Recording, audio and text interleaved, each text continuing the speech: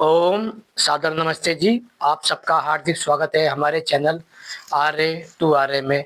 आइए अपनी वैदिक कक्षा का हम फिर से आरंभ करते हैं और आज का हमारा विषय रहेगा दान पर मूल अधिकार किसका है। जब हम दान शब्द की बात करते हैं तो लोगों के मन में बहुत सी जिज्ञासाएं उत्पन्न होती है कि हमें किस व्यक्ति को दान देना चाहिए और हमें किस व्यक्ति को दान नहीं देना चाहिए। यदि आपके मन में ये जिज्ञासा उत्पन्न होती है तो समझ लीजिए कि आप मनुष्य की कोटि में आते हैं। किंतु जिन लोगों के मन में ये प्रश्न भी नहीं उठता है कि दान किसे देना चाहिए, तो उनको ये विचार अवश्य करना चाहिए कि आप वह दान जो दे रहे हैं, क्या उसका समाज हित में कोई कार्य हो रहा है, धर्म हित में कोई कार्य हो रहा है, मानवता हित में कोई कार्य हो रहा है। कहीं ऐसा तो नहीं कि जो उनका दान का दुरुपयोग हो रहा हो, जिससे समाज को तोड़ा जा रहा हो, अधर्म फैलाया जा रहा हो या फिर अमानवीय व्यवहार किया जा रहा हो। इसलिए जब हम धर्म की बात करते हैं, दान की बात करते हैं, तो मुख्य तौर पे हमें समझ लेना चाहिए कि हम क्या समझना चाहते हैं। आइए हम इसी विषय पे बात करते हैं आपसे, ताकि समाज मुख्य रूप से समझ सके। जब हम दान की बात करते हैं तो दान को हम मुख्य रूप से तीन चीज़ों के लिए देते हैं। पहला है धर्म के लिए, दूसरा है ईश्वर के कार्य के लिए और तीसरा है विद्या के लिए। जब हम इन तीनों के विषय में पढ़ते हैं तो मूल रूप से हमें एक शब्द सुनाई देता है, उसको कहते हैं वेद। जब हम वेद की बात करते हैं तो वेद जिस धर्म के विषय में कहता है उस धर्म को कहते हैं वैदिक धर्म,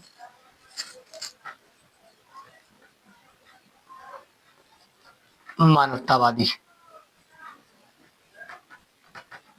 अर्थात यदि बात की जाए तो मूल रूप से मानवता के लिए, मानवता के कल्याण के लिए दान का उपयोग किया जाता है।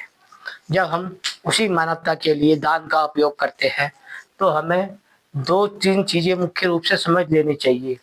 मानवता की जो शिक्षा है वह मूल वेद से निकलती है और वेद को कहते हैं विद्या।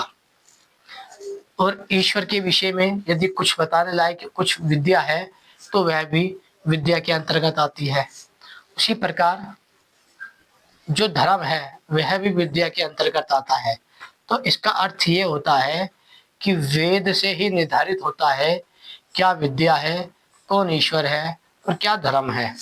जब हम विद्या की बात करते हैं तो विद्या को पढ़ाने के लिए एक माध्यम होता है जिन्हें कहते हैं वैदिक गुरुकुल।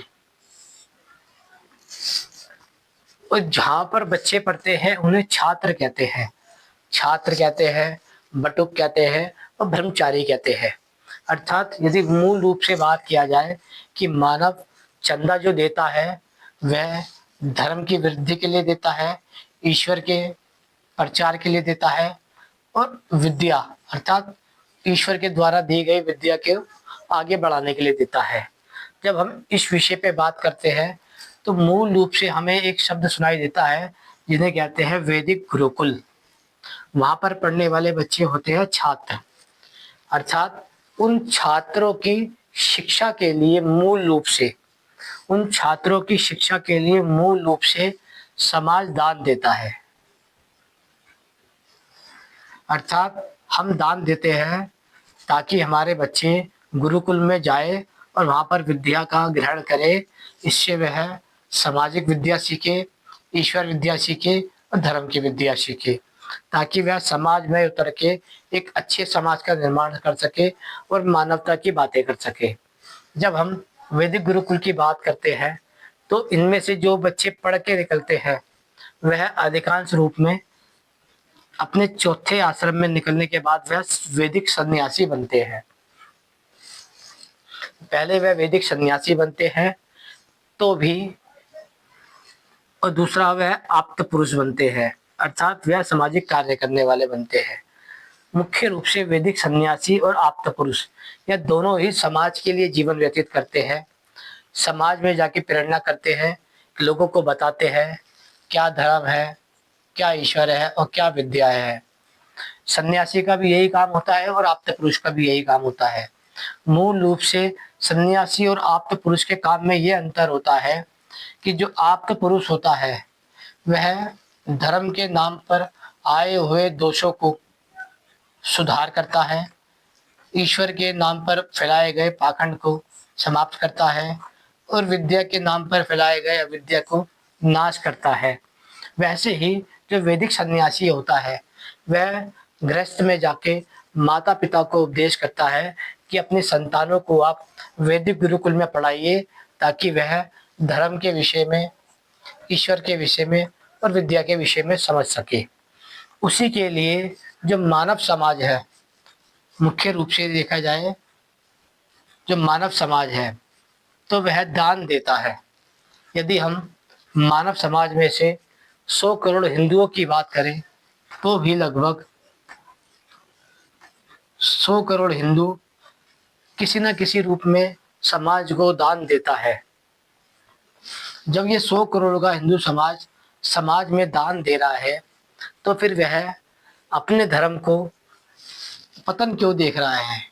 आखिर क्या कारण है कि वह 100 करोड़ का हिंदू समाज अपने धर्म के लिए दान देता है, ईश्वर की सर्वव्यापकता के लिए ध्यान देता है और विद्या बढ़ाने के लिए दान देता है, जबकि 100 करोड़ हिंदू समाज इस अपने ही देश में इस भय से जी रहा है कि उसका धर्म नष्ट हो जाएगा, उसका ईश्वर नष्ट हो जाएगा और उसकी विद्या नष्ट हो जाएगी। आइए समझने का प्रयास करते हैं कि इसका क्या कारण है कि वह अपने ही देश में एक गुमनाम की जिंदगी जी रहा है कि उसका कोई अस्तित्व ही नहीं है। उनको लगता है यदि इस साल उन्होंने अपने धर्म की रक्षा नहीं करी तो उनका धर्म नष्ट हो जाएगा। क्या ये बात ठीक है कि किसी के ना मानने से धर्म नष्ट हो जाता है या किसी के? आइए इसको समझने का प्रयास करते हैं। जब हम दान की बात करते हैं तो दान का लेने वाले दो व्यक्ति हैं। पहला है सन्यासी और दूसरा है आप्त पुरुष। इन दोनों ही व्यक्तियों को केवल समाज से दान लेने का अधिकार है और दान लिया जाता है गुरुकुलों को दान देने के लिए। अर्थात यदि आप चाहे तो गुरुकुलों को सीधा डायरेक्ट दान दे सकते हैं या फिर आप सन्यासी, वैदिक सन्यासी के माध्यम से दान दे सकते हैं, या फिर आप्त पुरुष जो मनुष्य सत्यवादी है, न्यायकारी है, परोपकारी है, धर्मात्मा स्वभाव का है, समाज का हित चाहता है, आप उनके माध्यम से समाज गुरुकुल में दान दे सकते हैं। दान का कोई तीसरा पात्र नहीं है। दान केवल दो ही लोगों को दिए जा सकते हैं। पहला जो वैदिक सन्यासी हो, वेद की बात करता हो, वेद का प्रचार करता हो, वेद का उपदेश करता हो। दूसरा आप्त पुरुष जो समाज का उपकार करता हो। इस दो बंदों के अलावा तीसरा किसी का अधिकार नहीं है कि वह आपसे दान मांग सके। इसलिए हमें बड़ा सोच समझकर विचार करना चाहिए कि 100 करोड़ का हिंदू समाज जब दान दे रहा है तो वो किसको दान दे रहा है? क्या वो अपना दान किसी अधर्मी को तो नहीं दे रहा, किसी पापी व्यक्ति को तो नहीं दे रहा, किसी राक्षस को तो नहीं दे रहा, किसी निर्बुद्धि को तो नहीं दे रहा? क्योंकि क्या होता है, आपने जो दान दिया है उसका प्रभाव यदि समाज पर पड़ता है तो वह दोष आपको भी पूरी तरीके से मिलता है। जैसे यदि मान लीजिए मैंने किसी को आज्ञा दी कि जाओ किसी बकरे की गर्दन काट के ले आओ। यदि आप गए और आपने बकरा की गर्दन काट के ले आए तो उसका दोष मुझे भी लगेगा क्योंकि आदेश मैंने दिया है। उसी प्रकार जब समाज अपना दान देता है उनको तो वह दान किस उपयोग के लिए दिया जा रहा है इस पे बड़ा निर्भर करता है। अन्यथा दान का दुरुपयोग होने पे दानी व्यक्ति का भी नाश होता है। इसलिए हमें समझ लेना चाहिए कि दान किसे देना चाहिए। पहला वैदिक सन्यासी जो वेद का उपदेश करता हो, वेद का प्रचार करता हो, वेद का समर्थन करता हो और गृहस्थ में जाके बच्चों को वैदिक गुरुकुल के साथ जोड़ता हो। दूसरा आप्त पुरुष जो समाज कल्याण के लिए जीता हो और समाज कल्याण में यही लगे रहता हो। ये दो ऐसे व्यक्ति हैं जिन्हें समाज को दान देना चाहिए। हिंदू समाज जो यदि दान देना चाहता है तो वह समाज सुधारकों को और वैदिक सन्यासी को दान दे सकता है। लेकिन हमारी मूलभूत समस्या क्या है? जो हमारा ये वैदिक गुरुकुल है, जो हमारे वैदिक गुरुकुल के छात्र हैं, इनका जो अधिकार है दान पर, वह मूल रूप से पौराणिक ब्राह्मण के द्वारा कब्जाया जा रहा है। अर्थात यदि बात की जाए तो हर साल के लगभग लगभग कई लाख करोड़ रुपए जिस पर पूर्ण अधिकार है गुरुकुल का और गुरुकुलों के बच्चों का, वह उस पर सांप के प्रकार कब्जा करके बैठे हैं। यदि उन्होंने यह कब्जा नहीं छोड़ा तो भारत से पूरी तरीके से धर्म समाप्त हो जाएगा और छात्र भी समाप्त हो जाएंगे गुरुकुल के। ये पहले हमारे साथ भारत में हो चुका है। अभी यदि बात की जाए मुख्य रूप से, तो भारत में लगभग लगभग धर्म के नाम पर चल रहे गुरुकुल नष्ट हो चुके हैं, ईश्वर के नाम पे चल रहे गुरुकुल नष्ट हो चुके हैं और विद्या के नाम पे चल रहे गुरुकुल नष्ट हो चुके हैं। भारत में यदि कोई चलाता है गुरुकुलों को, इस समय वर्तमान में केवल और केवल आर्य समाज है। अब आपको समझ लेना चाहिए कि आपको अपना दान किन किन व्यक्तियों को नहीं देना चाहिए। जो जो व्यक्ति ये दान ले रहे हैं वह गुरुकुल का अधिकार छीन रहे हैं, वह गुरुकुलों के बच्चों का अधिकार छीन रहे हैं, वह धर्म का अधिकार छीन रहे हैं, वह ईश्वर के सिद्धांत का अधिकार छीन रहे हैं, वह विद्या का अधिकार छीन रहे हैं। आइए समझने का प्रयास करते हैं। पहला पहला नाम है पुजारी। पुजारी को दान लेने का अधिकार नहीं है। साधु सन्यासी को साधु को दान लेने का अधिकार तब तक नहीं है जब तक वह वेद का उपदेश नहीं करता। बाबाओं को दान लेने का उपदेश अधिकार नहीं है। अघोरी को दान लेने का अधिकार नहीं है। पंडे जो होते हैं उनको भी दान लेने का अधिकार नहीं है। मठाधीश को भी दान लेने का अधिकार नहीं है। कथावाचक को भी दान लेने का अधिकार नहीं है। ज्योतिष को भी दान लेने का अधिकार नहीं है। तांत्रिक को भी दान लेने का अधिकार नहीं है। भिखारी को भी दान लेने का अधिकार नहीं है। पीर को भी दान लेने का अधिकार नहीं है। फकीर को भी दान लेने का अधिकार नहीं है। महंत को भी दान लेने का अधिकार नहीं है। शंकराचार्य को भी दान लेने का अधिकार नहीं है। आप जब इन सब लोगों को दान देते हैं तो आप गुरुकुलों के वैदिक गुरुकुलों का अधिकार इन लोगों को दे देते हैं जो समाज में अविद्याओं को फैलाते हैं।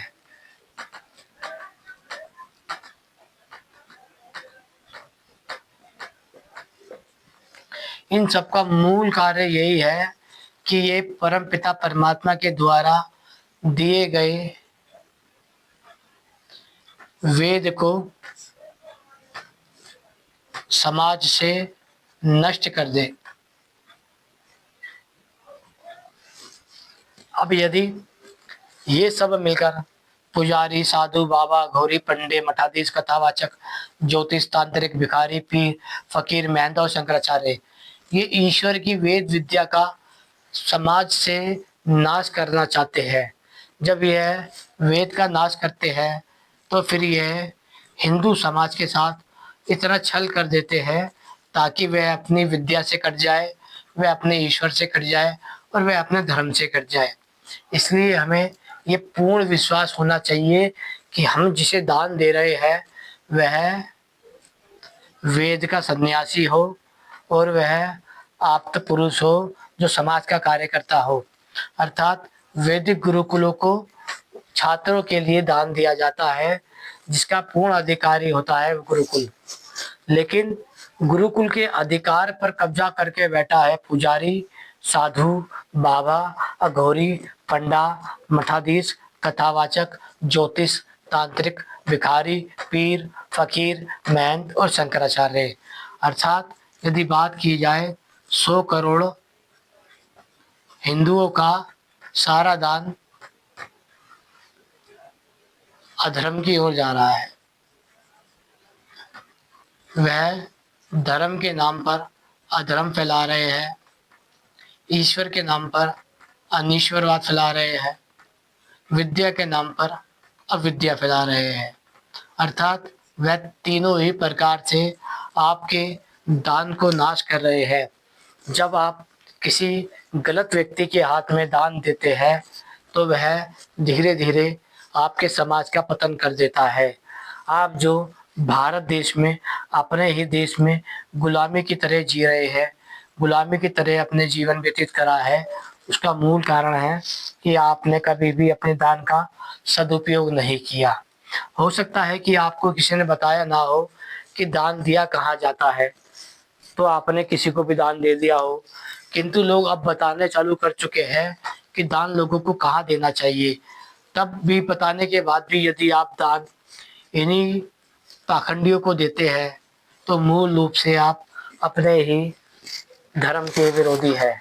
आपको दान देना चाहिए या तो आर्य समाज के भवनों में जाकर दे दीजिए, या फिर आप आर्य समाज के भवनों के साथ जाकर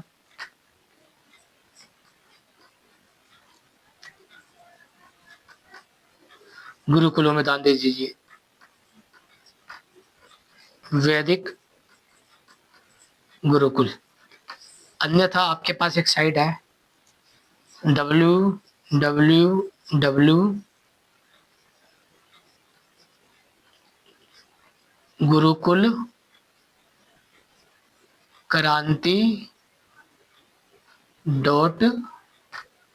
.com। www.gurukulkranti.com।